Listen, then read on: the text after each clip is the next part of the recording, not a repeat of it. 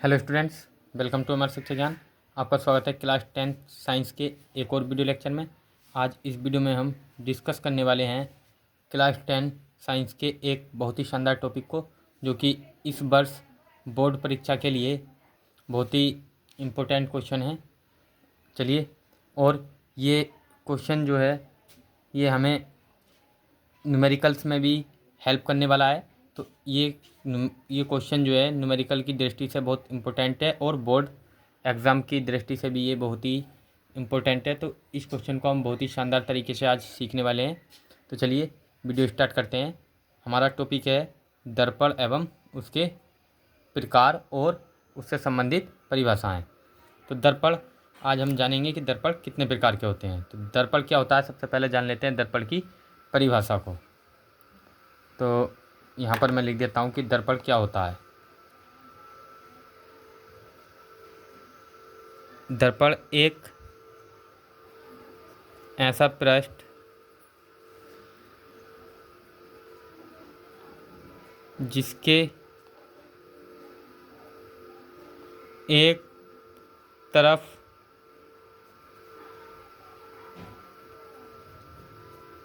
कलई या रंग, कलई को हम रंग भी बोल सकते हैं, जिसके एक तरफ क्या कर दी जाती है, कलई कर दी जाती है,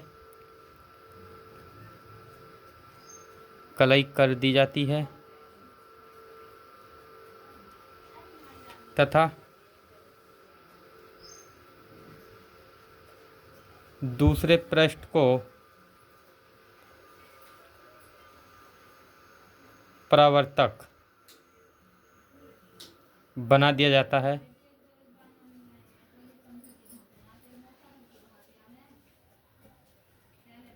दर्पण कहलाता है।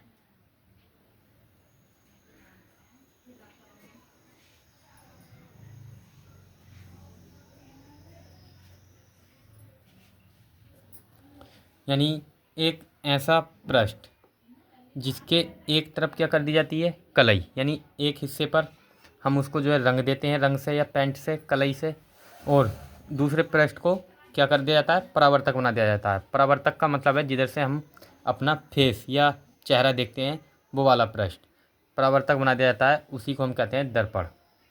अब हम जानते हैं दर्पण के प्रकार। तो दर्पण के प्रकार,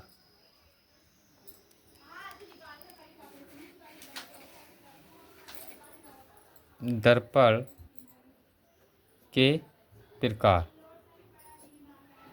तो दर्पण जो है मुख्यतः देखा जाए तो दो प्रकार के होते हैं, और किन्हीं किन्हीं बुकों में, कई किताबों में इसको एक साथ भी दिया गया है कि दर्पण के 3 प्रकार होते हैं। तो यहाँ पर हम 2 प्रकारों को मानकर चलेंगे। तो पहला प्रकार है समतल दर्पण। ये एनसीईआरटी की पुस्तक में दिया हुआ है और हम एनसीईआरटी के ही अकॉर्डिंग आपको यहाँ पर बता रहे हैं। पहला पार्ट है समतल दर्पण, दूसरा है गोलीय दर्पण।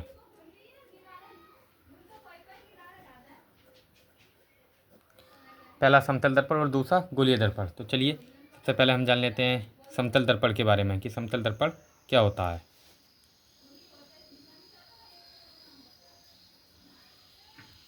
समतल दर्पण,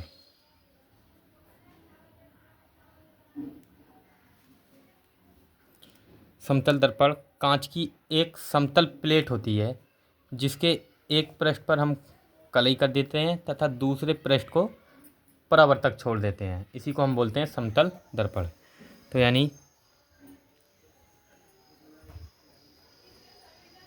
कांच की एक ऐसी प्लेट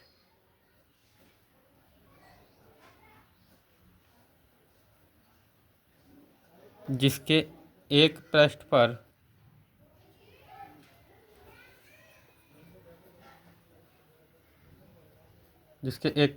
कलई, कलई या रंग, जिसके एक पृष्ठ पर कलई या फिर हम कह सकते हैं रंग कर दिया जाता है, कलई कर दी जाती है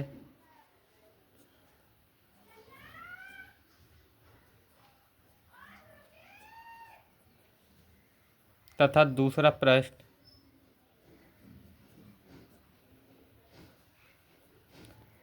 परावर्तक परावर्तक जिधर से हम अपना फेस देखते हैं, परावर्तक बना दिया जाता है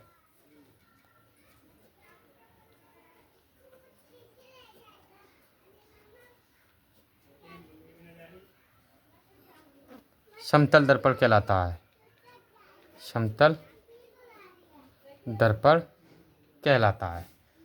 तो कांच की एक ऐसी प्लेट जिसके एक पृष्ठ पर क्या कर देंगे कलई और दूसरे पृष्ठ को हम परावर्तक छोड़ देंगे, उसी को कहते हैं समतल दर्पण।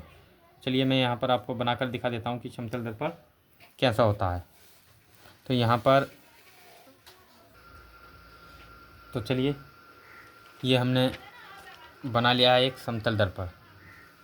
तो ये एक कांच की प्लेट है, एक समतल प्लेट है जिसके एक पृष्ठ पर क्या कर दिया हमने कलई और दूसरा पृष्ठ क्या है परावर्तक है जिधर से हम अपना फेस दिखते हैं। तो इस दर्पण को हम क्या कहेंगे समतल दर्पण।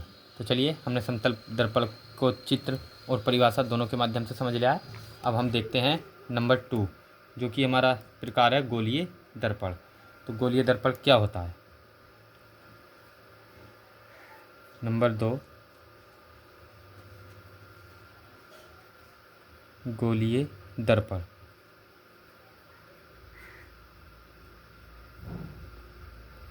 तो गोलीय दर्पण की परिभाषा है यह है कांच के एक खोखले गोले का कटा हुआ भाग होता है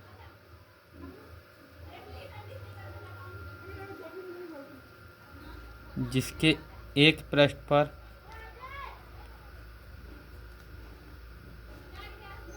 कलई तथा दूसरे पृष्ठ को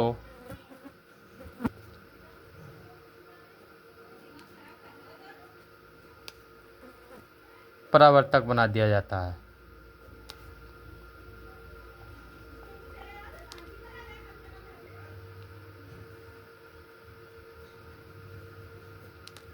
तो गोलीय दर्पण क्या है, यानी एक कांच के खोखले का कटा हुआ भाग जिसके एक पृष्ठ पर हम क्या कर देते हैं कलई और दूसरे पृष्ठ को परावर्तक बना देते हैं, उसी को हम बोलते हैं गोलीय दर्पण।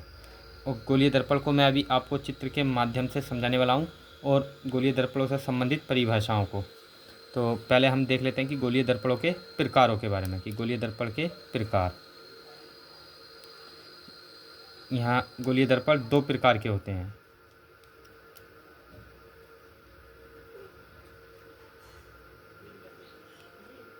गोलीय दर्पण 2 प्रकार के होते हैं।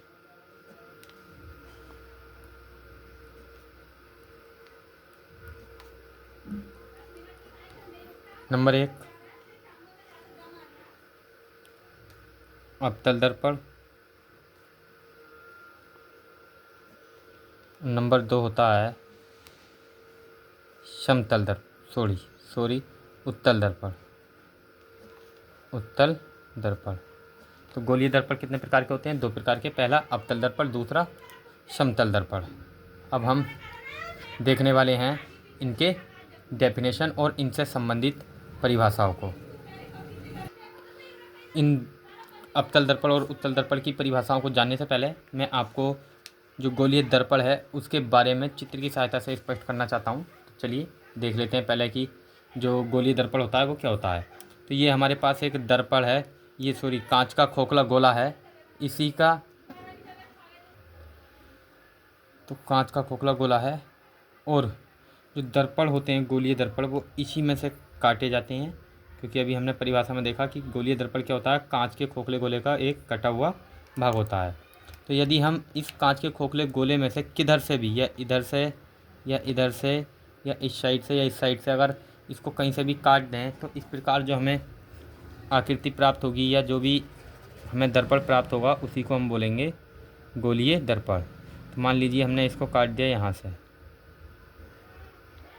ये हमने इसको काट दिया, तो ये जो भाग है, ये जो हमारा कटा हुआ भाग है, इसी को हम बोलेंगे दर्पण। अब कलई हम अपनी इच्छा के अनुसार या मर्जी के अनुसार कर दे सकते हैं। अगर हम कलई बाहरी पृष्ठ पर करेंगे, उभरे हुए पृष्ठ पर करेंगे तो अलग दर्पण होगा, और अगर हम दबे हुए पृष्ठ पर करेंगे कलई तो अलग पृष्ठ होगा, सॉरी दर्पण होगा। तो चलिए मैं आपको अलग में और बना के दिखा देता हूँ कि मान लीजिए हमने ये जो कटा हुआ भाग है, इसका जो आकार है ये कुछ इस प्रकार से है, और यहाँ पर जो है हमने इसके बाहरी पृष्ठ पर जो उभरा हुआ पृष्ठ है इस पर कलई कर दी।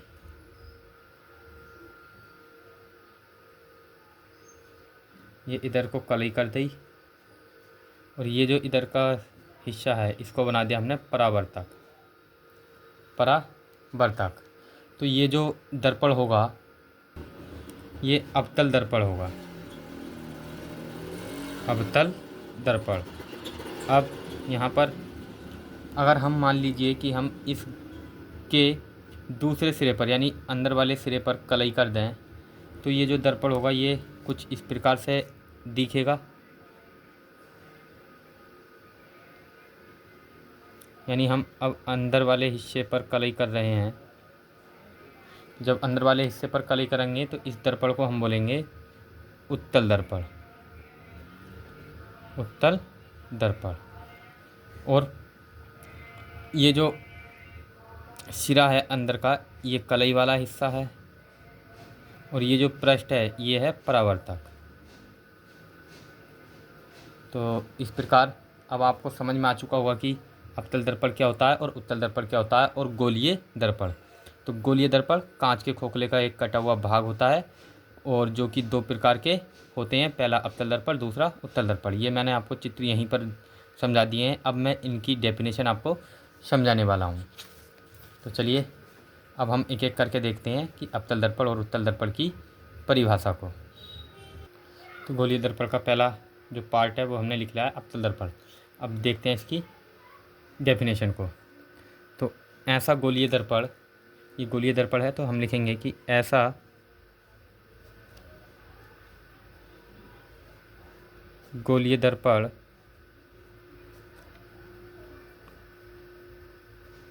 जिसके एक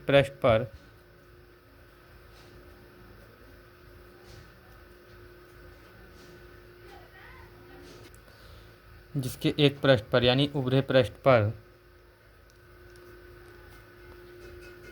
कलई कर दी जाती है,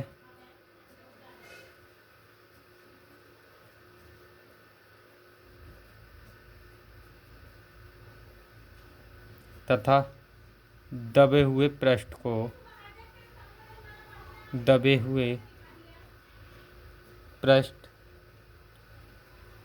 को परावर्तक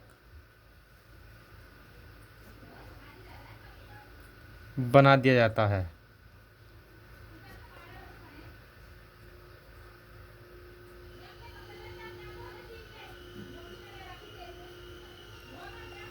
अवतल दर्पण कहलाता है।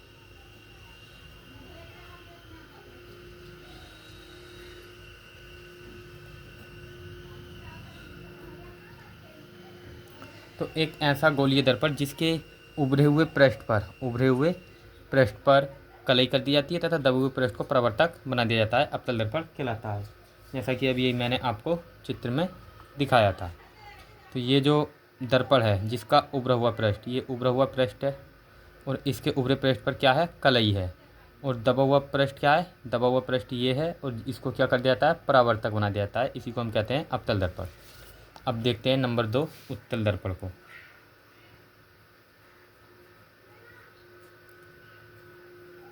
उत्तल दर्पण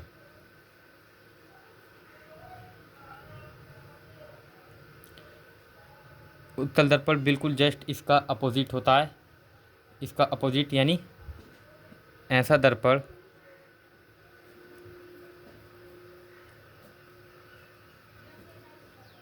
जिसके दबे हुए पृष्ठ पर कलई। दबे पृष्ठ पर क्या होगी, इसमें कलई कर दी जाती है।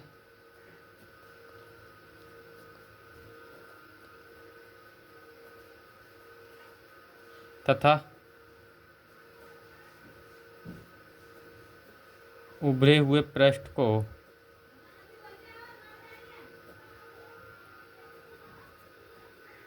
परावर्तक बना दिया जाता है। परावर्तक बना दिया जाता है।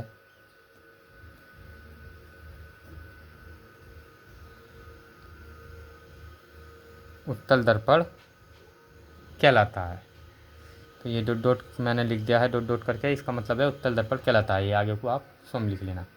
तो अवतल दर्पण और उत्तल दर्पण, यानी ऐसा दर्पण जिसके दबे हुए पृष्ठ पर क्या कर दी जाएगी, कलई, और उभरे हुए पृष्ठ को परावर्तक बना दिया जाएगा, उसी को कहते हैं उत्तल दर्पण। तो देख लीजिए, ये है हमारा उत्तल दर्पण, जिसके दबे हुए पृष्ठ पर हमने करी है कलई और उभरे हुए पृष्ठ को बना दिया परावर्तक, इसी को हम बोलते हैं उत्तल दर्पण। अब हम देखते हैं इनसे संबंधित परिभाषाएं, जो हमारे न्यूमेरिकल्स में बहुत सहायता करने वाली हैं। इनके बिना आप न्यूमेरिकल्स में बहुत मिस्टेक्स करते हैं, क्योंकि आप कभी कोई सी दूरी प्लस में ले लेते हैं, कभी माइनस में ले लेते हैं। आप प्लस माइनस की जो मिस्टेक है वो इस वीडियो को देखने के बाद में बिल्कुल नहीं रहने वाली है। तो आप इस वीडियो को पूरा देखें और एंड तक देखें। तो चलिए अब यहाँ से मैं आपको समझा देता हूँ। यहाँ पहले हम हेडिंग डाल देते हैं, गोलीय दर्पणों से संबंधित परिभाषाएं।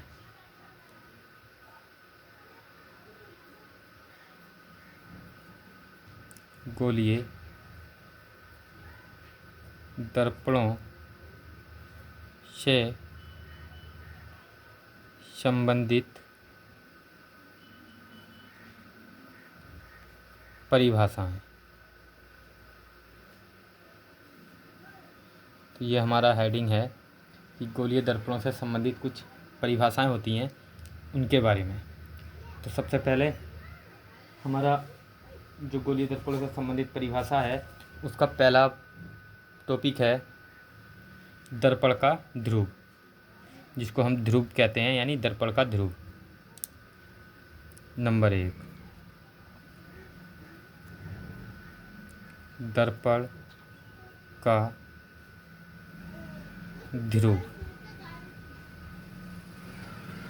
क्या होता है दर्पण का ध्रुव? पहले मैं आपको चित्र के माध्यम से समझाऊंगा, फिर उसकी डेफिनेशन आपको लिखवाऊंगा। चलिए यहाँ पर हम देख लेते हैं। ये जो हमारा कांच का खोखला गोला है, इसका जो ये दर्पण जिसमें से हमने काटा, और इसका जो सिरा है, इधर मान लो हमने कर दी कलई। हम मान लेते हैं कि इस सिरे पर हमने की हुई है, इसके अंदर वाले दबे हुए पृष्ठ पर कर दी कलई। तो ये कौन सा दर्पण बन जाएगा? उत्तल दर्पण। तो इस प्रकार हमने इसके दबे हुए पृष्ठ पर कलई कर दी है, हमने मान लिया है। और ये जो परावर्तक पृष्ठ है, ये जो बाहर का पृष्ठ है, ये कैसे हो जाएगा? परावर्तक हो जाएगा। और इसी परावर्तक पृष्ठ का जो मध्य बिंदु होगा, मध्य बिंदु, इस परावर्तक पृष्ठ का मध्य बिंदु, मध्य बिंदु बिल्कुल बीच का बिंदु, ये होगा हमारा ध्रुव। और ध्रुव को हम लिखते हैं पी से, या फिर ध्रुव को हम पी से प्रदर्शित करते हैं। तो चलिए अब मैं आपको इसकी परिभाषा लिख देता हूँ कि दर्पण के परावर्तक पृष्ठ का मध्य बिंदु, दर्पण के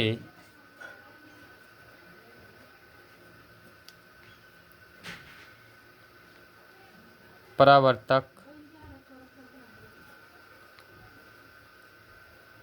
पृष्ठ का मध्य बिंदु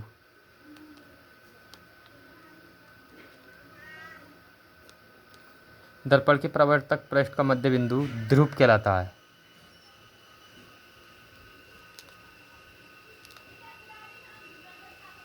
ध्रुव कहलाता है। इसे पी से प्रदर्शित करते हैं।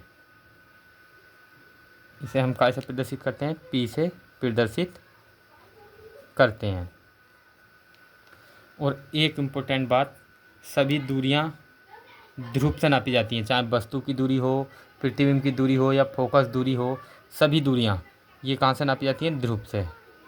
सभी दूरियाँ, यहाँ लिख देता हूँ मैं, सभी दूरियाँ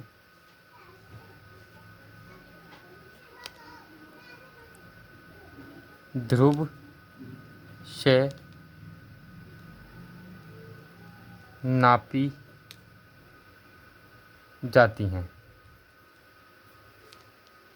जो हमारी दर्पण से संबंधित जो भी दूरी होगी वो सभी कहाँ से नापी जाएंगी? ध्रुव से। और ध्रुव के बाईं ओर की दूरियां हम ऋणात्मक लेते हैं और दाईं ओर की दूरियां धनात्मक लेते हैं। तो ध्रुव के बाईं ओर की दूरियां ऋणात्मक होंगी और दाईं ओर की दूरियां धनात्मक। तो ये हम कैसे कह रहे हैं, अभी मैं आपको ये चित्र की सहायता से इसको भी स्पष्ट करूँगा।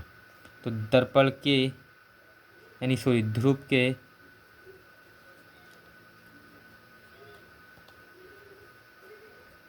दाईं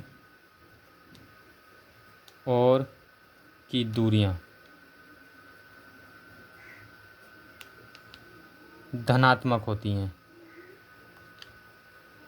धनात्मक, धनात्मक का मतलब पॉजिटिव, प्लस की होती हैं, प्लस में ली जाती हैं।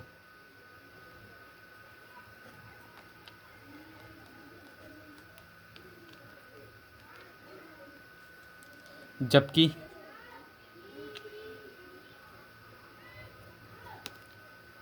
ध्रुव के बाईं ओर की दूरियां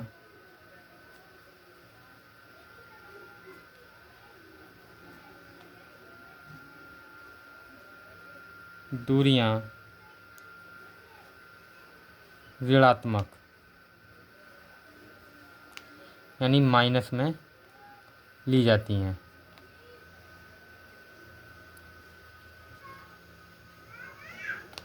तो ध्रुव एक बहुत ही इम्पोर्टेंट बिंदु है न्यूमेरिकल्स के माध्यम से, क्योंकि सभी दूरियां जो हैं ध्रुव से नापी जाती हैं। तो न्यूमेरिकल्स में वस्तु की दूरी, प्रतिबिंब की दूरी, फोकस दूरी, वक्र त्रिज्या, ये सभी में इसका बहुत इम्पोर्टेंट रोल होने वाला है। तो इसको हम ध्यान से समझेंगे कि दर्पण के परावर्तक पृष्ठ का मध्य बिंदु क्या कहलाता है? ध्रुव। और इसे हम काय से प्रदर्शित करते हैं? पी से। और सभी दूरियां ध्रुव से नापी जाती हैं। और ध्रुव के जो दाईं ओर की दूरियां होती हैं वो हम सब पॉजिटिव लेंगे, प्लस में लेंगे। और जो बाईं ओर की दूरियां होंगी उनको हम लेंगे निगेटिव यानी माइनस में या फिर ऋणात्मक। तो ये ध्रुव के दाईं ओर बाईं ओर कैसे हम कह सकते हैं, चलिए मैं आपको दिखाता हूँ इस चित्र के माध्यम से। तो अब मान लो ये हमारे पास आ गया ध्रुव। अब ये ध्रुव है, इसके बाईं ओर की दूरियां यानी इस पी से, इस बिंदु से जो इधर की दूरियां होंगी बाईं ओर की, ये हमारा बायां पक्ष है और ये दायां पक्ष, ये बाईं ओर या दाईं ओर। तो बाईं ओर की दूरियां हम लेंगे निगेटिव माइनस में, और इस पी से दाईं ओर की दूरियां जितनी भी होंगी उनको हम लेंगे धनात्मक। तो अब इसमें तो आपके समझ में आ गया। मैं एक अलग से और दर्पण में आपको बता देता हूँ कि मान लीजिए हमने एक दर्पण लिया। अब मान लो कि भाई दर्पण ऐसा भी हो सकता है। अब इधर तो ध्रुव है, इस दर्पण में ये उत्तल दर्पण है, तो इसमें दूरियां इधर को जो है कैसी ली जा रही हैं? माइनस में। और इधर की दूरियां कैसी ली जा रही हैं? प्लस में। लेकिन अगर दर्पण इस प्रकार का हो यानी दर्पण अवतल हो तब कैसे ली जाएंगी? तो इसके लिए भी सेम ही रूल है कि जो ये ध्रुव है पी, इसके बाईं ओर की दूरियां हम लेंगे निगेटिव माइनस में, और दाईं ओर की दूरियां किस में लेंगे? प्लस में। तो यानी इस ध्रुव के बाईं ओर यानी इधर की जो दूरियां हैं वो होंगी माइनस में, और इधर की जो दूरियां हैं दाईं ओर की ये होंगी प्लस में। ठीक ऐसी इस ध्रुव पी के इस दर्पण के लिए जो बाईं ओर है, इधर की दूरियां होंगी हमारी निगेटिव माइनस में, और इधर की दूरियां होंगी प्लस में पॉजिटिव। तो मुझे उम्मीद है कि ये आपको समझ में आ चुका होगा कि ध्रुव का क्या रोल होता है। और मैं आपको इसको एक गणित के रूप में भी आपको इसको समझाने का प्रयास कर रहा हूँ। आप इसको भी समझने का प्रयत्न करें। तो यहाँ पर जैसा कि आप समझते हैं, जानते हैं कि ये हमारा क्या है, ये एक्स अक्ष है, ये हमारा एक्स अक्ष है और ये वाई अक्ष है। तो एक्स अक्ष है, तो ये जो एक्स अक्ष है इस पर यहाँ से पहले हम जानेंगे मूल बिंदु क्या होता है। ये जो बिल्कुल मिड पॉइंट होता है, बीच का बिंदु, मूल बिंदु कहलाता है। और यहाँ पर एक्स जो है, ये जो एक्स है, एक्स का निर्देशांक और वाई का निर्देशांक, यानी वाई का निर्देशांक और एक्स का निर्देशांक दोनों ही क्या होते हैं, जीरो। इसमें पहला निर्देशांक होता है एक्स और दूसरा होता है वाई। तो यहाँ पर ये पॉइंट क्या है, जीरो है। और इसी मूल बिंदु को हम मान के चलेंगे ध्रुव, कि भाई ये मान लेंगे हम कि क्या है, ये मान लो दर्पण, ये दर्पण है एक, ये हमारा इस प्रकार से दर्पण है, दर्पण का ध्रुव है। ये दर्पण का क्या है, एक्स अक्ष, एक्स अक्ष को हम मानते हैं दर्पण के ध्रुव के अकॉर्डिंग। तो ये मूल बिंदु, ये जो मूल बिंदु है यही हमारा ध्रुव होता है दर्पण में। ये मूल बिंदु, ये जो ध्रुव है दर्पण में, ये किसका कार्य करता है, मूल बिंदु का कार्य करता है। तो यहाँ पर ये मूल बिंदु का जब कार्य करेगा तो एक बात बताइए, ये एक्स अक्ष पे इस मूल बिंदु से दाईं ओर की दूरियां किस में ली जा रही हैं, प्लस में, +1 +2 +3 +4 +5 +6 डैश डैश डैश, इस प्रकार से ये अनंत तक चलती रहती हैं दाईं ओर की दूरियां। तो मूल बिंदु से दाईं ओर की दूरियां जैसे प्लस में लेंगे हम, ऐसी मूल बिंदु से बाईं ओर की दूरियां काय में लेते हैं, -1 -2 -3 -4 -5 -6 माइनस में लेते हैं। तो ठीक उसी प्रकार दर्पण में भी सेम प्रोसेस रहता है कि ये ध्रुव जो होता है दर्पण का, ये मूल बिंदु का कार्य करता है। और ध्रुव से बाईं ओर की दूरियां, यानी ये ध्रुव है, इससे बाईं ओर की दूरियां हमेशा, चाहे दर्पण अवतल हो या उत्तल, तो ध्रुव से बाईं ओर की दूरियां कहाँ काय में लेंगे, माइनस में, निगेटिव लेंगे। और ध्रुव से दाईं ओर की दूरियां पॉजिटिव लेंगे। तो मुझे उम्मीद है कि अब आप न्यूमेरिकल में किसी भी मान को लेने में गलती नहीं करेंगे। आप अब ना प्लस की जगह माइनस लेंगे और ना ही माइनस की जगह प्लस लेंगे। आप बिल्कुल जो डिस्टेंस होगी उसको एकदम सटीक लेंगे, जो प्लस की होगी प्लस में और माइनस की होगी माइनस में। और मुझे उम्मीद है कि ध्रुव आपको आज से बेहतर किसी ने नहीं समझाया होगा जैसा मैंने आपको समझा दिया है। तो चलिए, अब हमने जान लिया है ध्रुव के बारे में।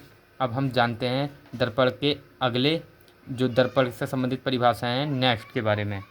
तो अगला जो हमारा वो है टॉपिक, अगला टॉपिक हमारा क्या है, तो अगला हमारा टॉपिक होने वाला है वक्रता केंद्र। तो चलिए हम टॉपिक को डाल लेते हैं। तो चलिए, हमने टॉपिक का नाम डाल लिया है वक्रता केंद्र।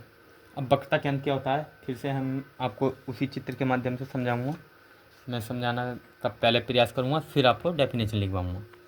तो ये जो हमारा कांच का खोखला गोला है, इस कांच के खोखले गोले का जो केंद्र है, जो इस कांच के खोखले गोले का केंद्र है, ध्रुव से उसके बीच की दूरी, या फिर कह सकते हैं इस केंद्र को ही हम क्या कहते हैं, वक्रता केंद्र कहते हैं। वक्रता केंद्र अब आपको समझ में आ चुका होगा कि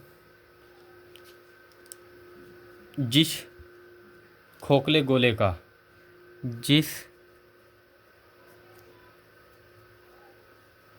कांच के खोखले गोले का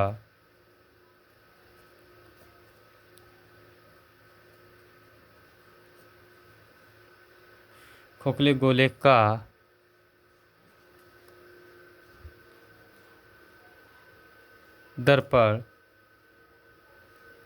कटा हुआ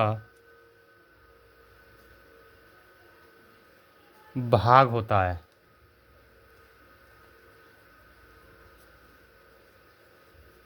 यानी जिस कांच के खोखले गोले में से दर्पण काटा जाता है, उसी के केंद्र को, उसी के केंद्र को वक्रता केंद्र कहते हैं।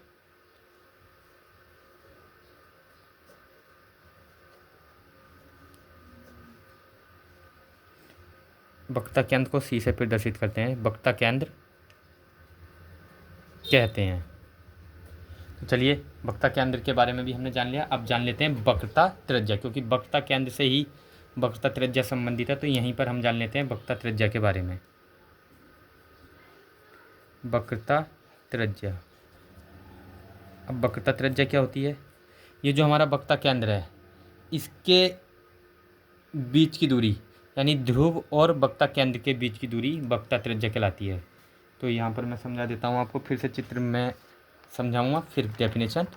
तो यहाँ पर ये जो ध्रुव है और ये जो वक्रता केंद्र है, तो ये जो दूरी है हमारी, इस वक्रता केंद्र और ध्रुव के बीच की दूरी को हम बोलते हैं वक्रता त्रिज्या।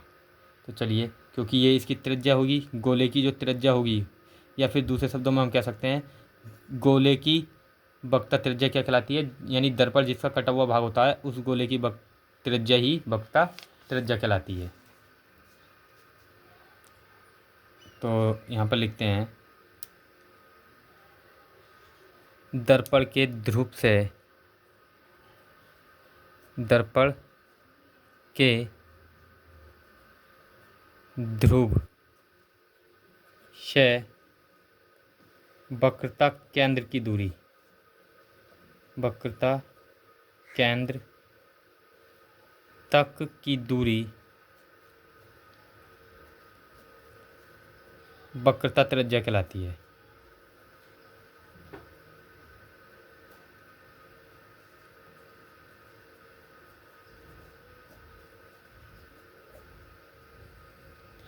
इसे आर से प्रदर्शित करते हैं, इसे आर से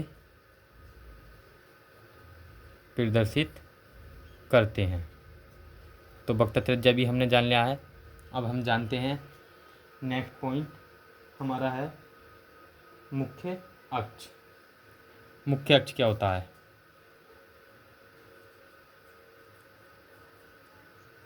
मुख्य अक्ष। अब मुख्य अक्ष क्या होता है, फिर से मैं आपको पहले चित्र के माध्यम से समझाऊंगा कि ये जो हमारा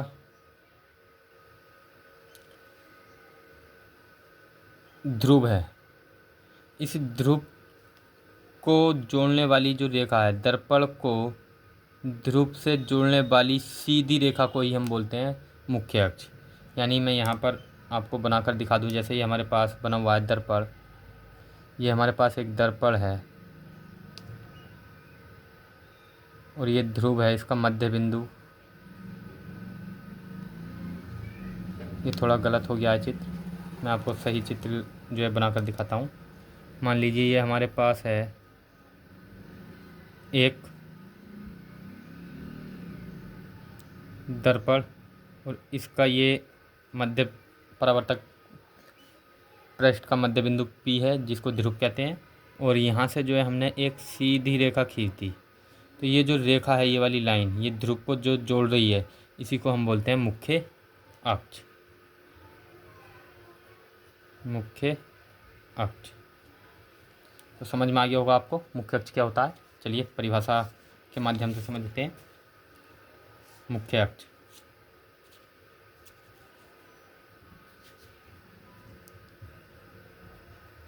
ध्रुव को जोड़ने वाली सीधी रेखा, सीधी रेखा मुख्य अक्ष कहलाती है।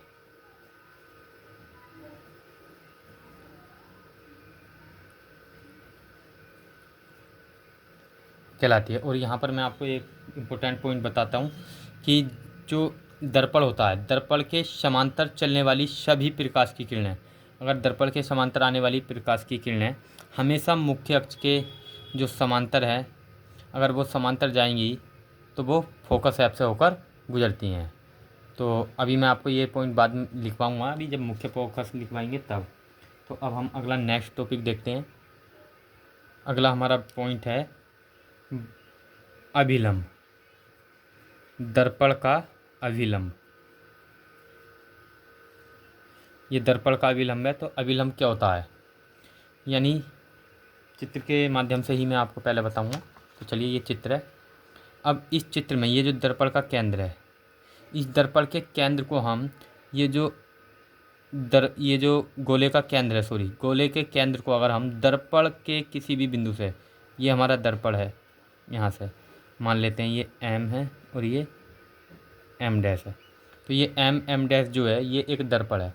इस M डैश के बीच में का जो कोई भी पॉइंट है, अगर हम उसको इस वक्रता केंद्र से जोड़ दें तो वो क्या कहलाएगा, अभिलंब। मान लो यानी हमने ये एक ऐसा करके एक रेखा खींच दी, ये केंद्र है सेंटर, और इसको जोड़ दिया हमने, इस बिंदु को मान लेते हैं D।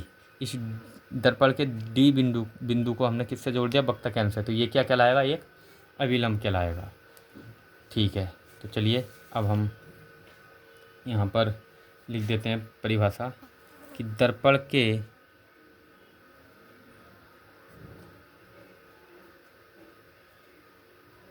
किसी भी बिंदु को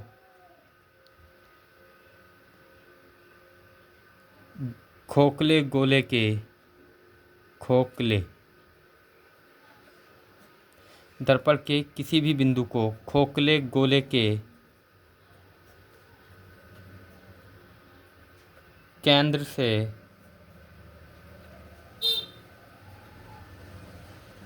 जोड़ने पर प्राप्त रेखा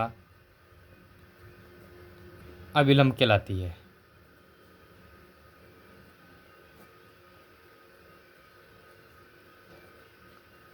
चलिए, अभिलंब के बारे में भी आपको बहुत शानदार तरीके से जो है जानकारी हो चुकी है। अब हम देखते हैं नेक्स्ट टॉपिक, और नेक्स्ट टॉपिक है हमारा दर्पण का द्वारक। तो दर्पण का द्वारक क्या होता है? दर्पण का द्वारक, तो द्वारक क्या होता है? दर्पण के, पहले चित्र के माध्यम से आपको समझा देता हूँ। तो ये मान लो दर्पण है, यहाँ पर इसको जो है इसके माध्यम से आपको अच्छा समझ में नहीं आएगा, इसके माध्यम से आप बेहतर समझ पाएंगे। तो ये दर्पण है, और दर्पण का जो ये जो एरिया है, ये वाला इधर वाला, ये परावर्तक पृष्ठ है। इस दर्पण के परावर्तक पृष्ठ को अगर हम, ये जो दोनों सिरे हैं दर्पण के परावर्तक पृष्ठ के दोनों सिरे, और इसको अगर हम मिला दें या जोड़ दें, रेखा खींचें, तो ये जो होगी ये रेखा क्या कहलाएगी? दर्पण का द्वारक। यानी यहाँ पर ये मैंने खींचा हुआ है जो एम डैश है, ये दर्पण का द्वारक है। तो चलिए लिख देते हैं कि दर्पण के परावर्तक पृष्ठ को मिलाने वाली रेखा दर्पण के परावर्तक पृष्ठ को मिलाने वाली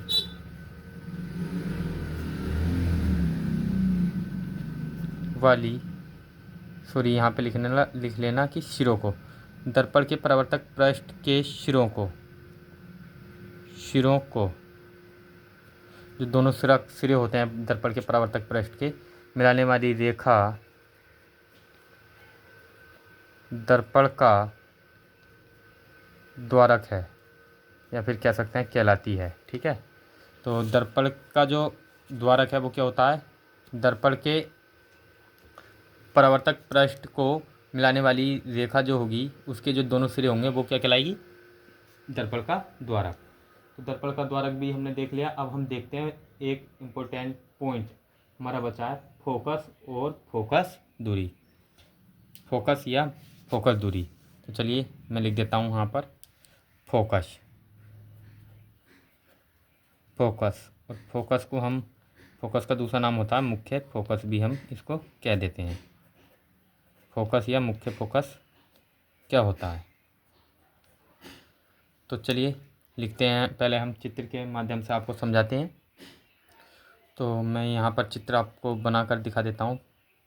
तो इसकी पहले हम परिभाषा लिख लेते हैं, फिर आपको मैं इसको समझाता हूँ, क्योंकि ये जो है उस चित्र में हम आपको, इस चित्र में जो है थोड़ा समझाना कठिन हो पाएगा, क्योंकि यहाँ जो है जगह स्पष्ट नहीं है, जगह पूरी तरह से भर चुकी है। तो मैं यहाँ पर आपको इसी पृष्ठ पर बता देता हूँ कि दर्पण का जो मुख्य फोकस है वो क्या होता है। मान लीजिए, पहले परिभाषा लिख लेते हैं पहले।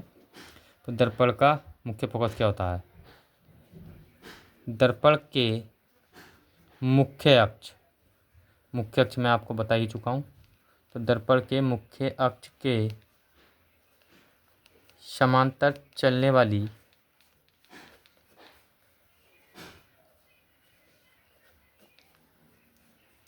प्रकाश की किरणें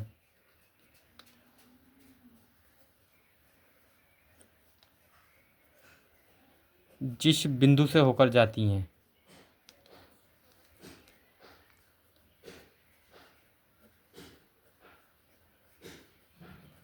गुजरती हैं या जाती हैं, यानी दर्पण के मुख्य अक्ष के समांतर अगर कोई भी प्रकाश की किरण आ रही है और वो दर्पण से टकराने के बाद जिस बिंदु से होकर जाएगी उसे फोकस या मुख्य फोकस कहते हैं, उसे मुख्य फोकस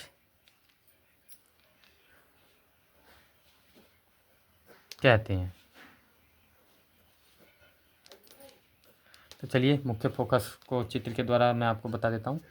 जैसे मान लीजिए ये हमारे पास एक दर्पण है और इस दर्पण में ये जो लाइन है ये हमारा मुख्य अक्ष है और इस मुख्य अक्ष के समांतर जो भी प्रकाश की किरण जाएगी, तो मान लीजिए ये एक प्रकाश की किरण है, ये प्रकाश की किरण गई दर्पण के मुख्य अक्ष के समांतर। तो दर्पण के मुख्य अक्ष के समांतर जो भी प्रकाश की किरण जाएगी और ये दर्पण से टकराने के पश्चात जिस बिंदु से होकर जाएगी, तो ये जो बिंदु है ये क्या होगा, मुख्य फोकस होगा और इसे एफ से हम दिखाते हैं। तो ये जो बिंदु है ये कहाँ, ये क्या कहलाएगा, मुख्य फोकस। तो ये मुख्य फोकस है। चलिए मुख्य फोकस भी हमने जान लिया, अब हम जान लेते हैं फोकस दूरी। फोकस दूरी जो कि हमारा अब इस वीडियो का अंतिम टॉपिक है, फोकस दूरी। तो दर्पण के ध्रुव से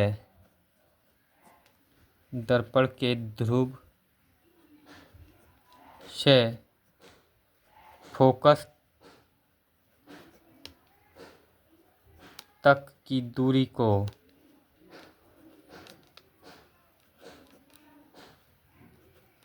फोकस दूरी कहते हैं। दर्पण के ध्रुव से, तो दर्पण का ध्रुव होता है, दर्पण के ध्रुव से फोकस तक की दूरी को फोकस दूरी कहते हैं। इसे एफ से प्रदर्शित करते हैं।